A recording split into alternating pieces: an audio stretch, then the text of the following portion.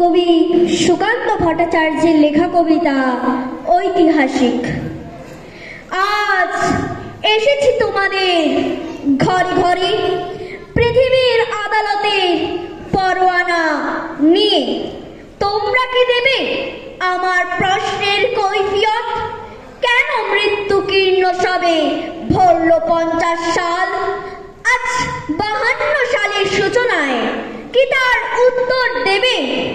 জানি স্তব্ধ হয়ে গেছে তোমাদের অগ্রগতির স্রোত, তাই দীর্ঘশ্বাসের ধোঁয়ায় কালো করছো ভবিষ্যৎ।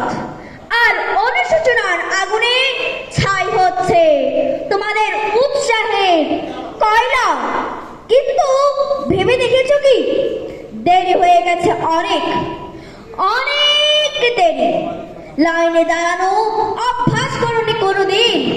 একটি মাত্র লক্ষ্যের মুখোমুখি দাঁড়িয়ে মারামারি করেছো পরস্পর। তোমাদের ঐক্যহীন বিশৃঙ্খলা দেখে বন্ধ হয়ে গেছে মুক্তির দোকানের ছাপ। কেবল বঞ্চিত, বিহ্বল, বিমূঢ় জিজ্ঞাসা ভরা চোখে প্রত্যেকে চেয়েছো প্রত্যেকের দিকে। কেন এমন হলো? একদা দুর্ভিক্ষ এলো, ক্ষুধার ক্ষমাহীন তাড়নায় পাশাপাশি ঘেঁষাঘেঁষি সবাই দাঁড়ালে একই লাইনে। ইতর ভদ্র হিন্দু আর মুসলমান একই বাতাসে নিলে নিঃশ্বাস।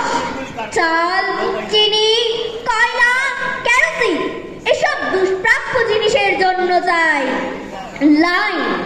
তারও জন্য চাই 40 কোটির দীর্ঘ অবিচ্ছিন্ন এক লাইন। মূর্খ তোমরা, লাইন দিলে কিন্তু মুক্তির বদলে কিনলে মৃত্যু, রক্তক্ষয়ের বদলে পেলে প্রবঞ্চন। ইতিমধ্যে তোমাদের বিবাদমান বিশৃঙ্খল ভিড় মুক্তি উকি দিয়ে গেছে বহুবার।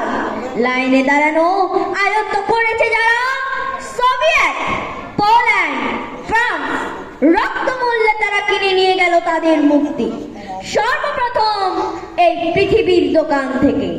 হয়তো এই বিশ্বব্যাপী লাইনের শেষে এখনো তোমাদের স্থান হতে পারে। এ কথা ঘোষণা করে দাও তোমাদের দেশময় প্রতিবেশীর কাছে। তারপর নিঃশব্দে দাঁড়াও এই লাইনে প্রতিজ্ঞা আর প্রতীক্ষা নিয়ে, হাতের মুঠোয় তৈরি রেখে প্রত্যেকের প্রাণ। আমি ইতিহাস, আমার কথাটা একবার ভেবে দেখো, মনে রেখো দেরি হয়ে গেছে অনেক। আর মনে করো আকাশে আছে এক ধ্রুব নক্ষত্র, নদীর ধারায় আছে গতির নির্দেশ, অরণ্যের মর্মধ্বনিতে আছে আন্দোলনের ভাষা, আর আছে পৃথিবীর চিরকালের আবর্তন। নমস্কার।